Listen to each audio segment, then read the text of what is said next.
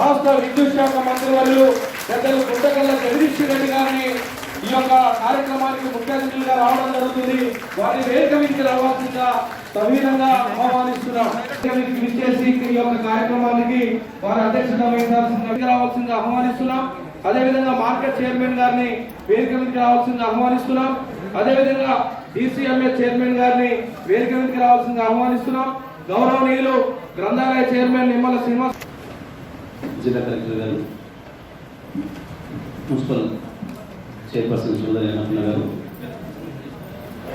జిల్లా గ్రంథాలయ సంస్థ అధ్యక్షులు నిమ్మల శ్రీనివాస్ గౌడ్ గారు, గౌరవ జాయింట్ కలెక్టర్ గారు ఆదేవ్ గారు, ఫుడ్ సెక్యూరిటీ కార్డ్స్ స్వాగత భద్రత పాల్గొనడానికి వచ్చిన పట్టణ సోదరులు, మీడియా మిత్రులకు నమస్కారం. తెలంగాణ ప్రభుత్వం ఆకలి తీర్చే ప్రభుత్వం. కేసీఆర్ గారు ప్రజల బాధలు తెలిసిన నాయకుడు. తెలంగాణ ప్రజల బాధలేదు గాథలేదు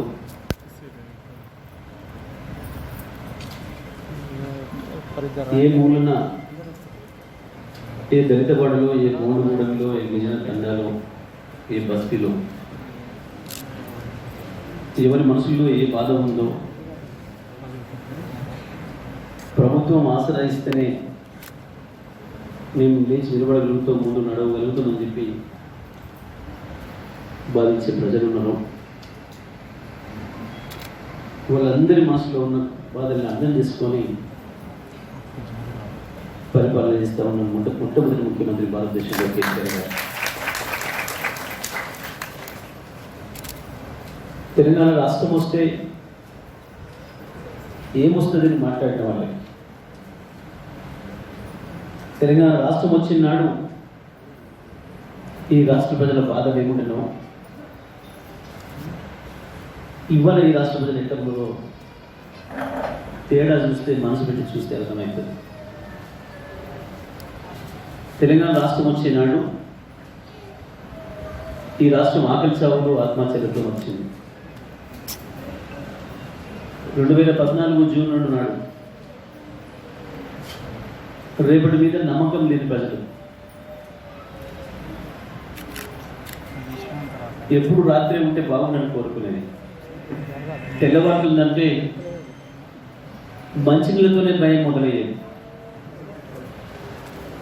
అది గ్రామాలు పట్టణాలను తేడా లేదు. అది సూర్యాపేట పట్టణం కావచ్చు, నల్గొండ పట్టణం కావచ్చు, మహబూబ్నగర్ కావచ్చు, హైదరాబాద్లో కావచ్చు.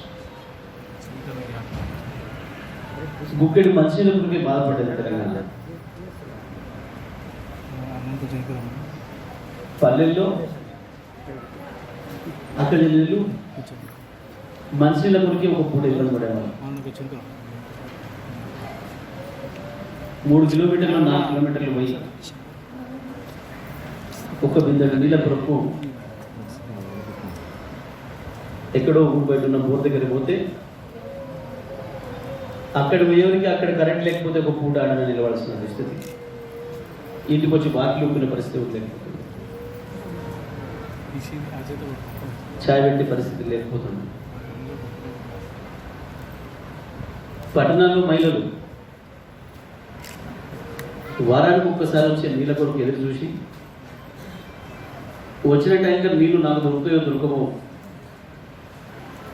ఆలస్యమైతే చివరికి నా దొరకదు అని చెప్పి పోటీపడి బిందెంతో నెట్టుకొని కొట్టుకొని కేసులో పాలైన సందర్భాలు సూర్యాపేట కూడా మనకు బాగా అనుభవం.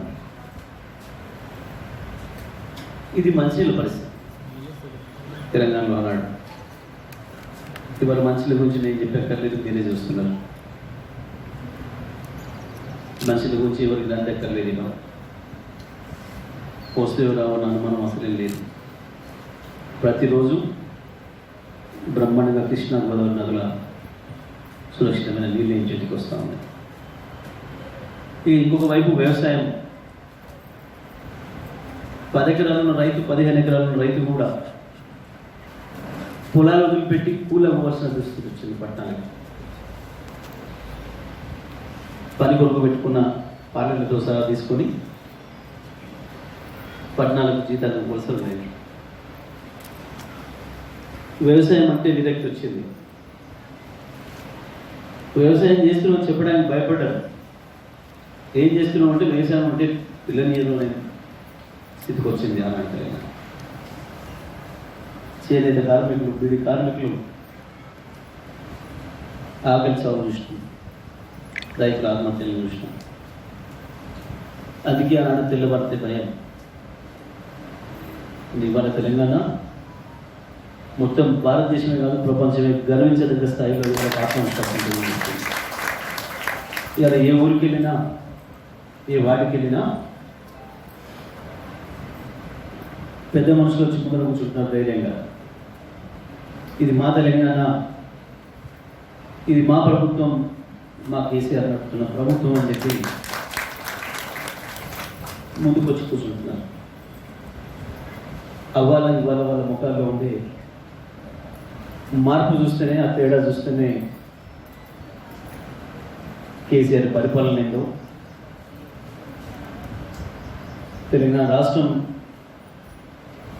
కేవలం 6 ఏళ్లలోనే ఎంత అద్భుతమైన ప్రగతిని సాధించిందో మనకు అర్థమవుతా ఉంది. ఒక మాట మేము స్పష్టంగా చెప్పగలం.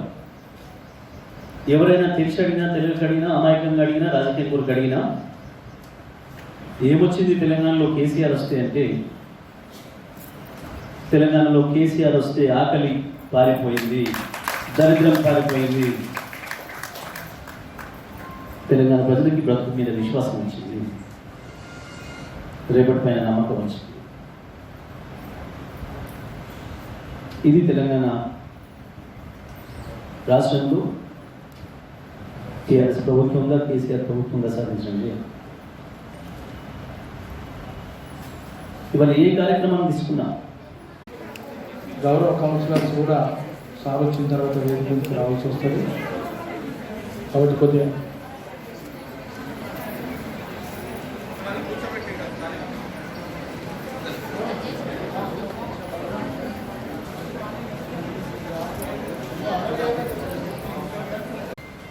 ఎన్నికలు వస్తే ఎన్నికల ముందు చాలా ఉపన్యాసాలు ఇద్దరు,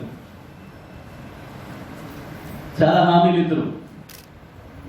ఒకరిని మించి ఒకడు నేను ఇది ఇస్తా అంటే నేను అది ఇస్తా అని ఓట్లు వేయించుకొని అవతల పడితే మళ్ళీ ఓట్ల దానికి కూడా కనపడకపోదు. ఎన్నికల్లో చెప్పిన మాటను ఒక్కటి కూడా అమలు చేసిన వాడపడలేదు 70 ఏళ్ల చరిత్రలో భారతదేశం. కానీ కేసీఆర్ గారు 2014 ఎన్నికల ముందు ఏం చెప్పిండ్రో దానికి మించి ఎన్నికల్లో చెప్పనివి కూడా అనేక సమస్యలు తన దృష్టికి వచ్చిన వాటిని పరిష్కారం చేయడానికి, ప్రజల జీవితంలో వెలుగు నింపడానికి అనేక కొత్త కార్యక్రమాలు తీసుకొచ్చింది. ఎన్నికల్లో చెప్పనివి కళ్యాణ లక్ష్మి కార్యక్రమం, ఏ ఇంట్లో ఆడపిల్ల పెళ్లి చేసుకున్న ₹1,00,000 ప్రభుత్వం నుంచి సాయం ఇచ్చే కార్యక్రమం కళ్యాణ లక్ష్మి కార్యక్రమం.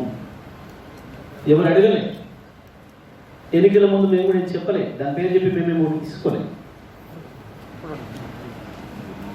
కానీ ప్రజల్ని ఎక్కువ పీడిస్తున్న సమస్య పెళ్లి సమస్య. ఒక ఆడపిల్ల పుడితే తప్పకుండా పెళ్లి చేసి తీరాలి అనేది భారతీయ సంప్రదాయం.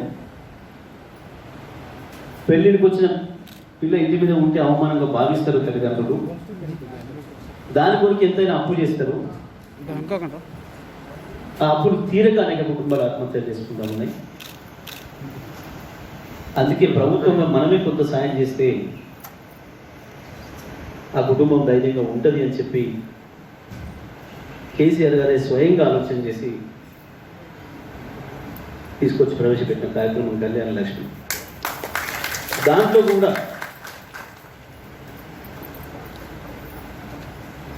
ఎవరి పేరు మీద ఇవ్వాలి ఈ పైసలు అనే దాన్ని కూడా చర్చ చేశాను. అత్తగారింట్లో ఉంటే అత్త పెత్తనం ఎక్కువైతుంది, ఆ డబ్బులు అటే పోతాయి, మరి పెళ్ళి అప్పుడు వీళ్ళ మీద పడతాయి. కాబట్టి కుటుంబానికి ఇవ్వాలని ఆలోచన చేసి, కుటుంబం ఉన్నప్పుడు ఎవరికి ఇవ్వాలి? తల్లిగా తండ్రికి అనే చర్చ కూడా వచ్చినప్పుడు చాలామంది తండ్రికి వేయాలన్నారు. కానీ కేసీఆర్ గారు ఒకటి మాట చెప్పారు, ఆడపిల్ల పెళ్లి గురించి తల్లికి ఉండే తపన తండ్రికి ఉండదు ఎప్పుడు కూడా.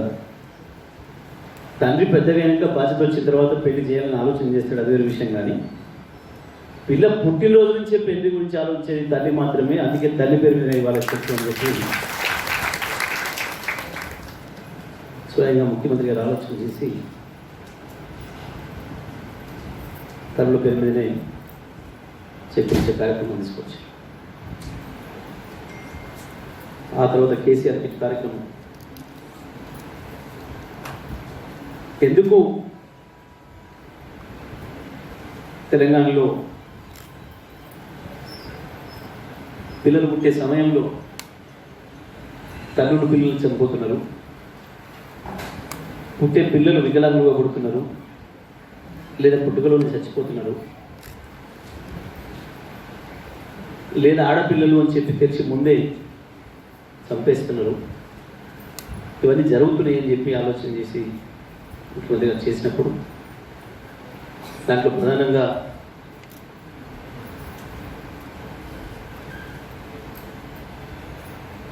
పోషకాహార లోపం ఉంటుంది.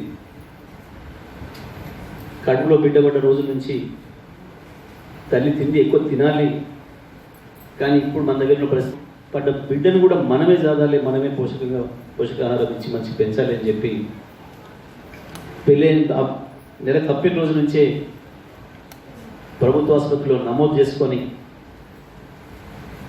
ప్రభుత్వ డాక్టర్ల అజమాయిషిలోనే ప్రతి నెల కూడా పరీక్షలు చేయించుకొని మంచి బిడ్డల్ని కనాలి అని చెప్పి ఆరోగ్యవంతమైన తల్లి కూతుర్లు ఉండాలి డెలివరీ రోజు అని చెప్పి ఆలోచనతో తీసుకొచ్చిన పథకం కేసీఆర్ కిట్ పథకం. పద్ధతుల్లో ఇవాళ ఇంటికి మంచి తెచ్చే భగీరథ కావచ్చు, ఎప్పుడో కాకతీయుల కాలం నుంచి నిర్మించిన చెరువుల్ని బాగు చేసే మిషన్ కాకతీయ కావచ్చు, హాస్టళ్ళు స్కూళ్ళల్లో అద్భుతమైన వసతులు కల్పించి ఒక్కొక్క విద్యార్థిని పైన ₹1,00,000 పైన ఖర్చు చేసి కార్పొరేట్ కళాశాలకి పాఠశాలకు ధీటుగా దళితులు, గిరిజనులు, మైనారిటీ, బడుగు బలహీన వర్గాల పిల్లలకి చదువు చెప్పించడంలో అద్భుతమైన గురుకుల పాఠశాలను తీసుకొచ్చిన ప్రభుత్వంగా మహిళలకు సంబంధించి, మహిళా అభ్యున్నతికి సంబంధించి, మహిళల గౌరవానికి పెంచడానికి సంబంధించిన అనేక కార్యక్రమాలని తీసుకొచ్చిన ప్రభుత్వంగా ఇవాళ కేసీఆర్ ప్రభుత్వమే ముందుంది భారతదేశంలో. తెలంగాణ వస్తే ఏమొస్తుందనంటే, తెలంగాణ వచ్చిన 6 నెలల్లోనే ఇంత అద్భుతమైన తెలంగాణ నిర్మాణం అయింది. జరిగింది అంటే ఇది కేసీఆర్ ఆలోచనల వల్ల, కేసీఆర్ గారి దార్శనికత వల్ల, అన్నిటికి మించి కేసీఆర్ గారికి తెలంగాణ ప్రజల పట్ల ఉన్న ప్రేమ వల్లనే ఇవన్నీ కూడా వచ్చినాయి. మరి వాళ్ళ దాంట్లో భాగంగానే చాలామంది ఆహార భద్రత కార్డుల కొరకు అప్లికేషన్ పెట్టుకుంటున్నారు, ఇబ్బంది పడుతున్నారు. గతంలో చాలా అవకతవకలు జరిగినాయి. ఉన్న వాళ్ళకి ఇచ్చిండ్రు, లేని వాళ్ళని మర్చిపోయారు. గత ప్రభుత్వాల పథకాలు అన్నీ అదే పద్ధతుల్లో ఉండేది. కానీ నిజమైన లబ్ధిదారుని, నిజంగా ఎవరికైతే అవసరమో ప్రభుత్వ చేయుత ఇవ్వాల్సిన వర్గాలు ఏమున్నాయో చివరి అంచున ఉన్న వాళ్ళకి ప్రభుత్వాన్ని చేర్చడమే మన లక్ష్యంగా ఉండాలి అని చెప్పి ఆలోచన చేసిన ముఖ్యమంత్రి గారు మరి వాళ్ళ మళ్ళీ మనకు రాష్ట్ర వ్యాప్తంగా దాదాపు 5-6 లక్షల ఆహార భద్రత కార్డులు ఇవ్వాలని చెప్పి నిర్ణయం చేసి ఈ మన సూర్యాపేట నియోజకవర్గంలో దాదాపు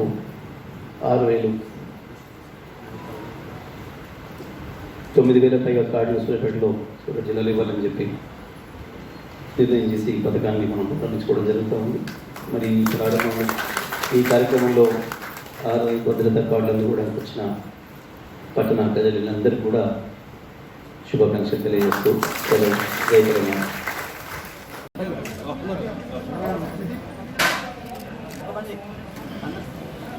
కలెక్టర్ గారు కొద్దిగా ముందుగా, కలెక్టర్ గారు కొద్దిగా ముందుగా.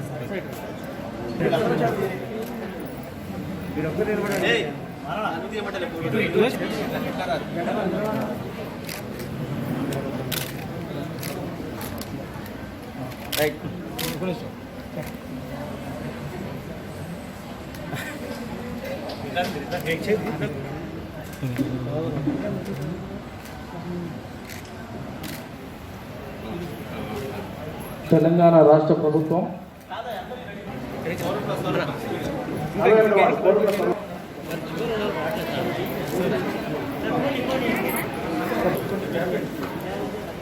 ఆగమ్మా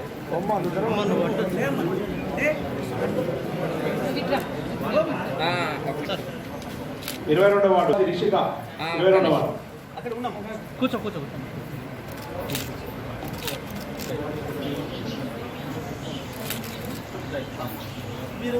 నజీమా 23వ వార్డు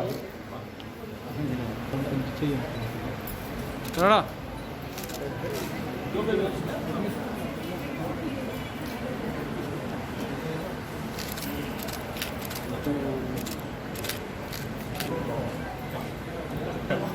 రేపల్లె పవన్ 26వ వార్డు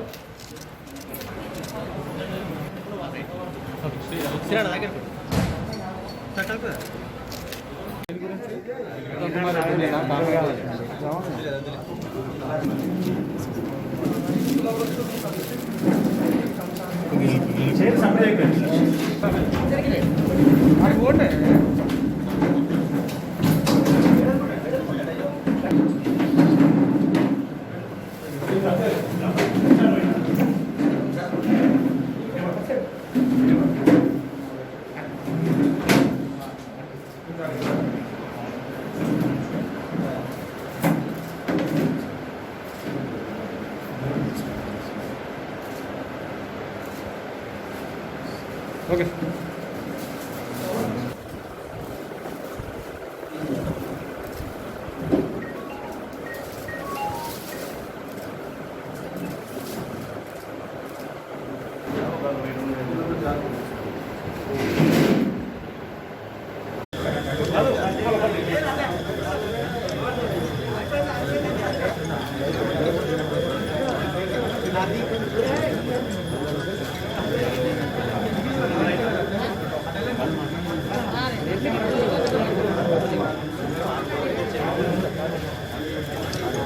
ఓకే ఓ రైట్ రైట్ కానీ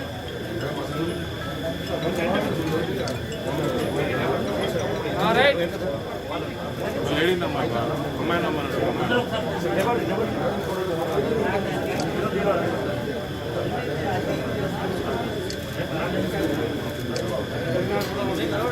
Gracias.